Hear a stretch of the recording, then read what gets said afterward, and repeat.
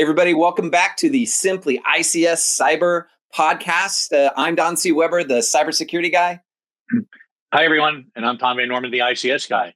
Today, we'll be talking about the 5 ICS cybersecurity critical controls, and we're here with Michael Hilken today. That'll explain the 5 controls to us. And Michael, why don't you explain to the audience a little bit who you are? Hi, my name is Michael Hilken. I work for Grim Cyber. I'm also a cyber defense operator in the Pennsylvania Air National Guard. Other than that, I'm just a nerd. I like to do automation type things in my house. I like to do security things in my house and ultimately bother my wife when things break. I'm also a new father as of the last few months, so that's pretty much taken up most of my time lately. But that's pretty much the gist of it.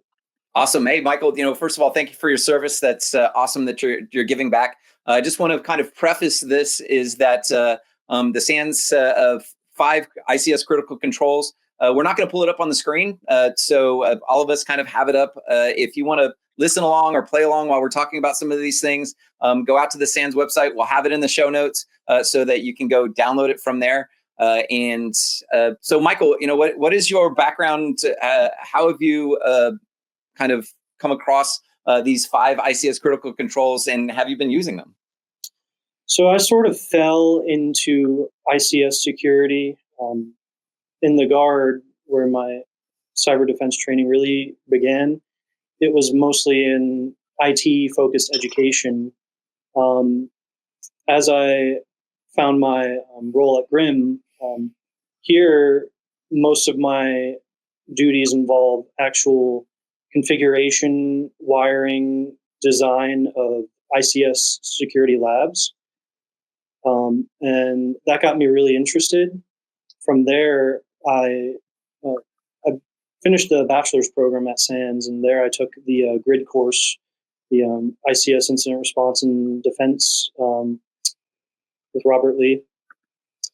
And obviously in that course, they go through in detail the 5 cyber security controls.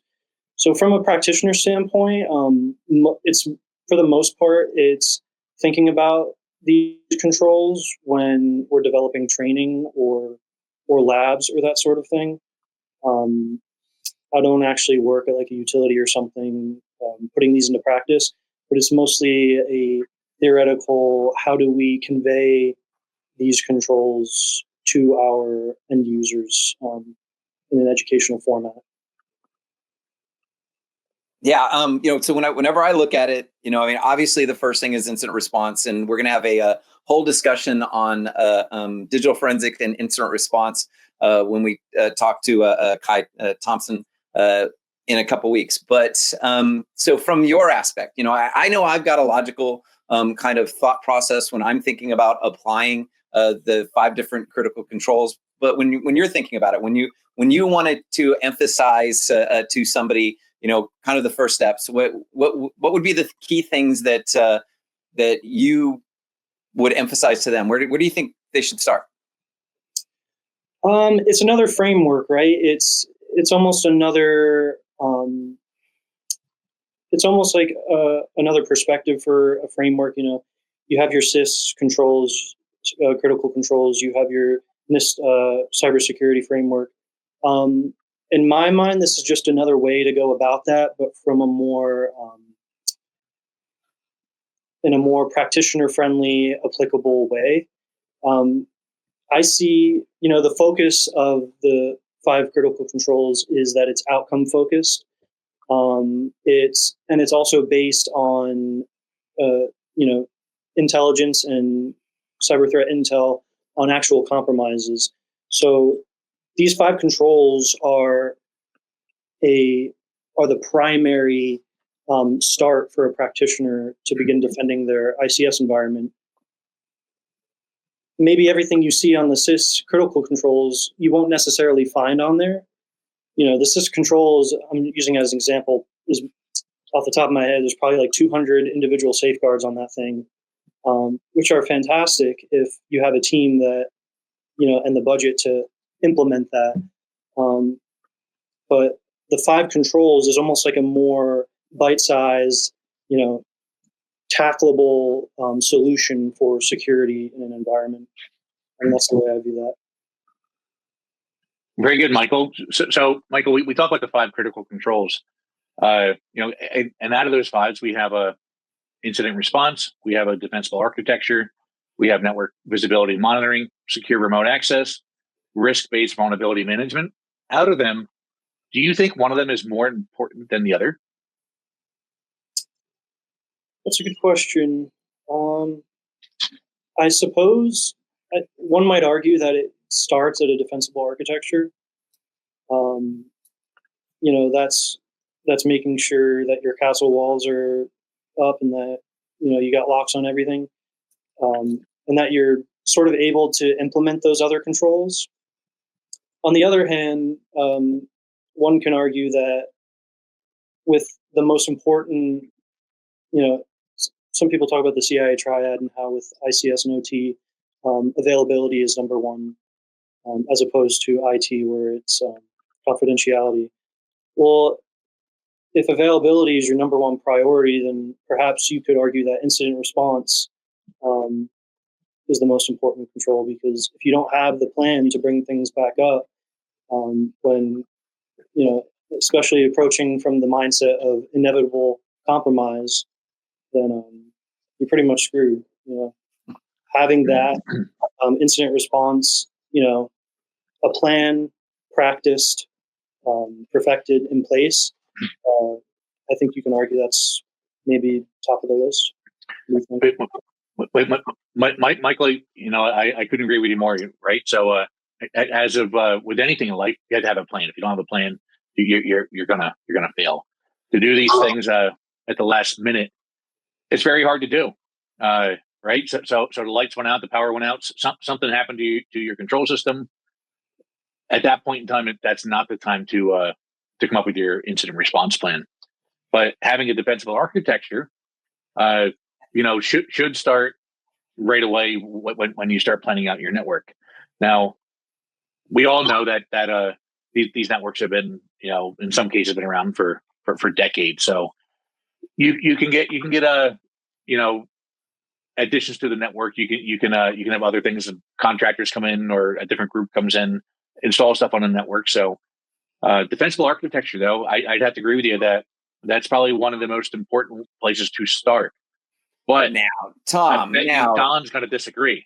Tom, from an operations standpoint, and the reason why I prefer the remote access, and I am trying to understand. I mean, I'm an incident response guy. I understand that recovery is one of the most important things to do. And I like to think that, most organizations do have that recovery plan. Certainly we need to talk to them about some of the IT type of stuff. But if I want to get risk reduction right now, my whole thing is keep people away from the ICS mediums, keep them away from that remote access, understand who's using it, because we know that people have to do it. Wouldn't it be, and from an OT side, wouldn't it be easier for us to focus there, that understanding how do people get data in, how do they remotely access these environments? I'm looking at you, Tom, because you're the OT guy. Yeah, Don, that's great. Those are great points. But on the flip side, shouldn't I be monitoring my network, network visibility before I even allow remote access in? Don't I have to make sure that my network is somewhat segmented, somewhat isolated from everything else? And don't I have to have my incident response plan at least started or ideally in place before I let remote access in my network? Well, I mean, yeah, I think when I start thinking about it, especially if we're going to start talking about potential incident response scenarios, tabletops, starting focusing on that remote access. Okay, who's logged in? What was the last 5 people that logged into this into our environment? Where did they come from? Were they a vendor or an integrator? Those are the things I'm thinking about. But to Michael's point, being ultimately we need to be able to recover, right? So it's having that that capability of being able to get answers to those people that are making decisions for the operations. I think that's really important. I don't disagree with you, Don. Michael, what are your thoughts on vulnerability management? That's one thing that none of us talked about so far. Right. Well, before I talk about that, I just want to say Don made a good point with the secure remote access. I kind of want to side with him there because if I'm thinking about how secure is my office, how secure is my house, one thing that keeps me up is what do I have externally facing? You know, what kind of remote services are um, are getting poked at, and potentially the device behind there is vulnerable, or there's something out there. So I just wanted to put that out there, food for thought. Okay, all right, fair point to throw out there. While we're on remote access or secure remote access, what are we talking? Are we talking about like a TeamViewer connection or a RDP connection, or are we talking about data? What are we talking about when we talk about secure remote access? I mean, data going out, I suppose, is probably a better practice if it's just like a diode that's just providing data to an operator somewhere. I guess we're talking about the pretty common instance where they have you have a 5G modem set up in a wastewater treatment facility or something of that nature.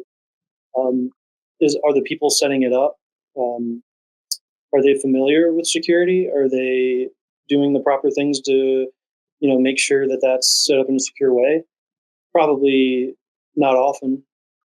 That's one of the leading threat vectors. On top of I think year over year, two of the most common threat vectors on like Verizon DBIR, and haven't gotten a chance to look through all the Dragos report this year, but I guarantee you it's up there as well, is just weak credentials or default credentials, hard coded credentials. So that's often the case with securing remote access. And oftentimes like you said, whether it's data or what kind of access does that give you, sometimes it's HMI access, directly into the control network, depending on the location and use case. Directly in the control network. That sounds it sounds a little bit reckless or a little bit scary, right? To be remoting into right into a control network. I would hope that people would install jump host or some other kind of technology where they're not remoting completely into the center of the control network and have unrestricted access, both east and west and north and south from that. Yeah, Tom, but Tom, it's in a lot of, I know Michael understands it, but I don't think there's anybody better than you to explain to people, why do vendors need, like vendors and integrators, we allow this remote access into them. We do. But why? I mean, why? Don, there's many completely legitimate reasons why we do that, and some of it is a sector or vertical based. A chemical plant might have a different need than a manufacturing plant, and so on and so forth. But some of the common things are you bought a technology from a company, and the company has an SLA on it, or an agreement to keep this up and running for a certain period of time. Well, in order for them to guarantee that, they might need remote access into that technology. It could be a PLC, it could be an HMI, it could be their own black box they put on the network.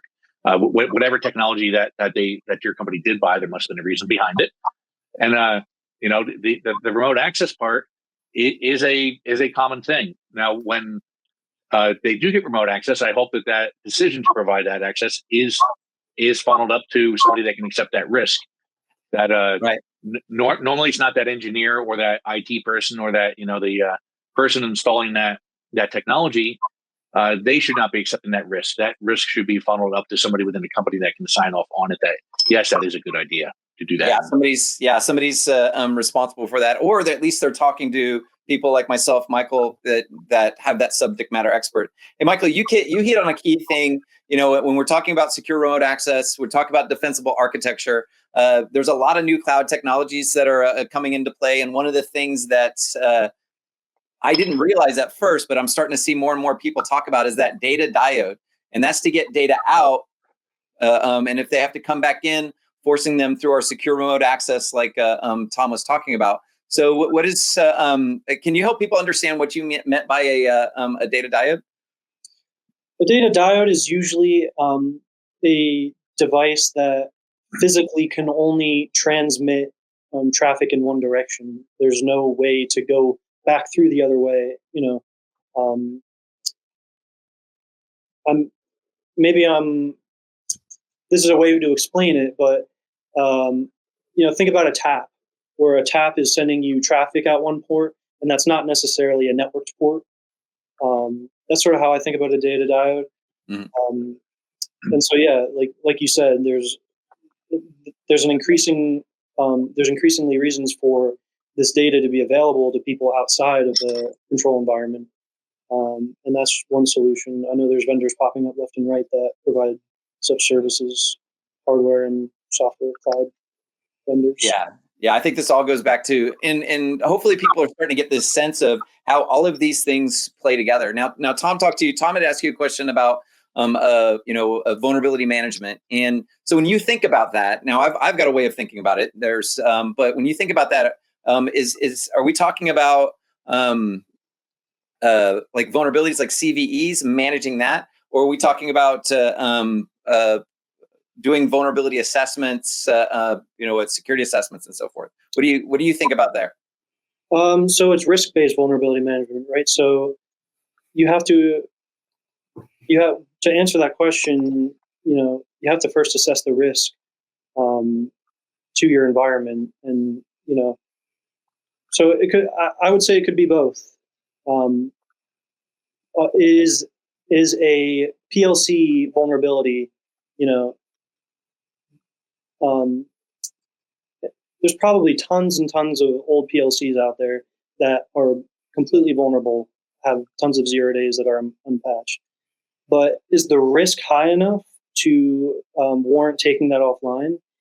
These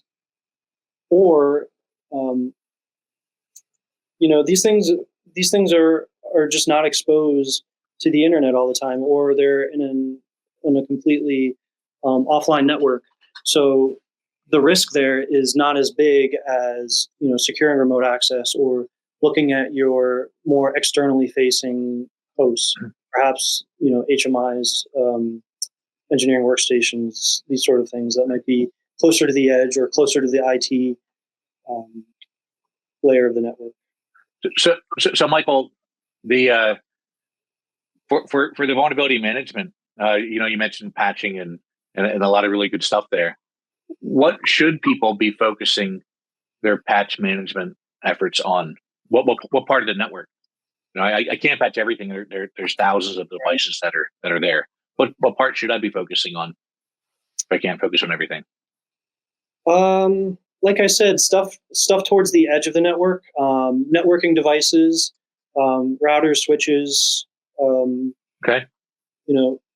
Also things that have authority, you could say, over the devices, such as an engineering workstation that could potentially adjust the logic on a controller, or an HMI that has control access over the network.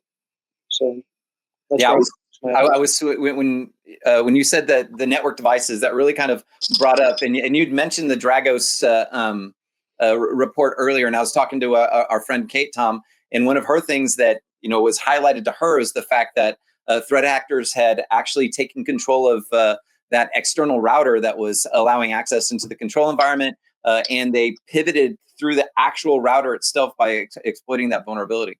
So, Mike, to your point, doing that risk-based management, understanding what your perimeter is, understanding what technologies are there. Have you heard about the known exploited vulnerabilities that is maintained by CISA? I have not, Don. Why don't you why don't you explain to us what it is? Tom, how can you not have heard about this, especially as an OT guy?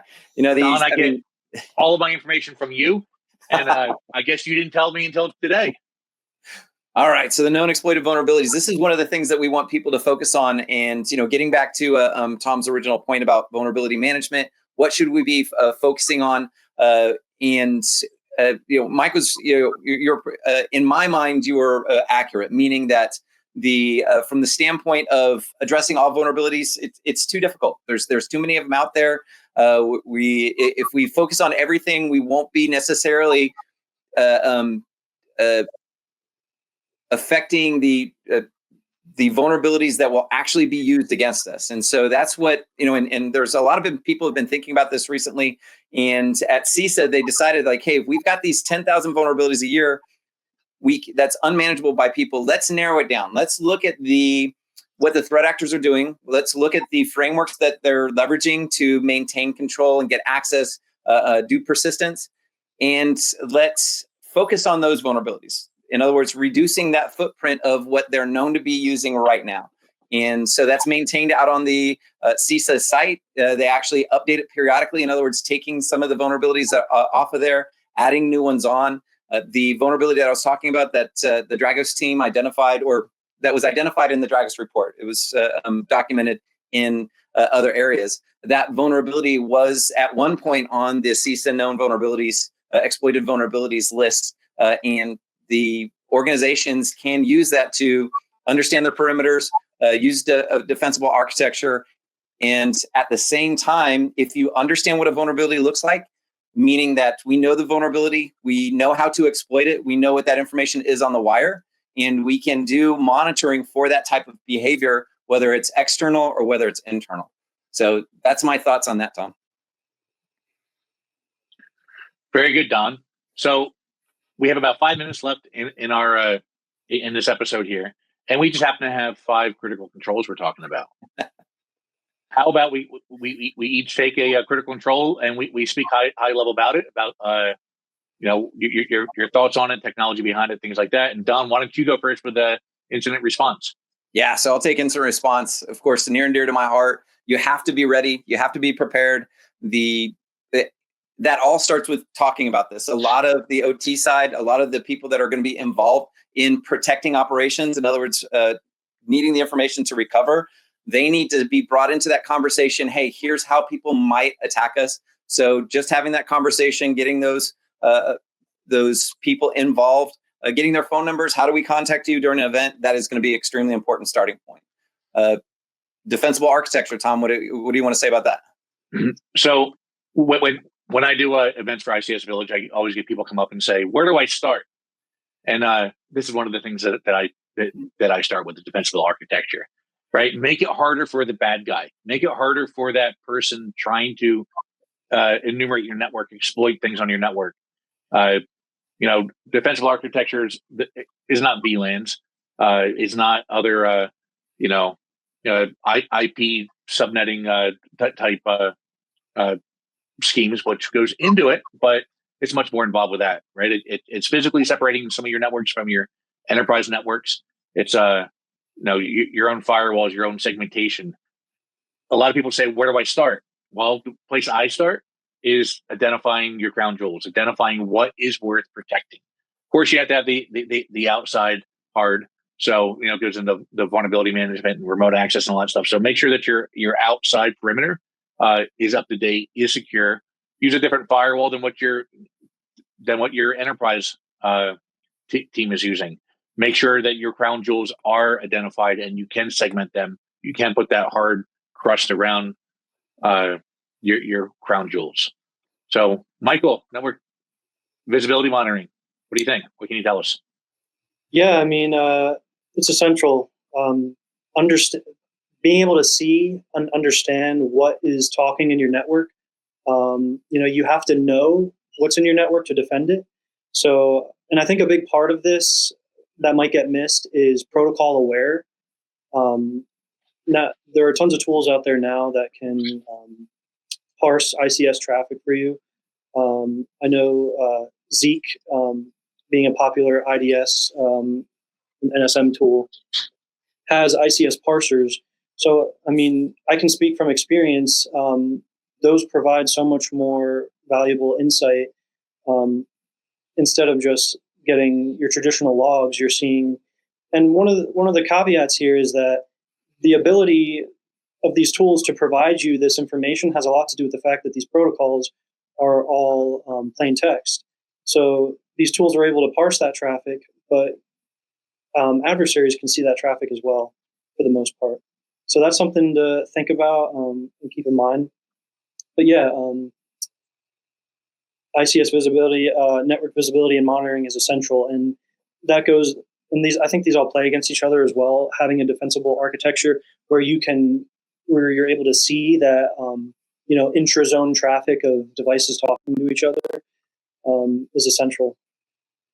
Absolutely. And I'm just going to jump right in before Tom can take it away from me and talk about secure remote access. Obviously, my preference is people start here. First of all, understanding how people get physically into your areas, knowing that and being able to monitor and control that.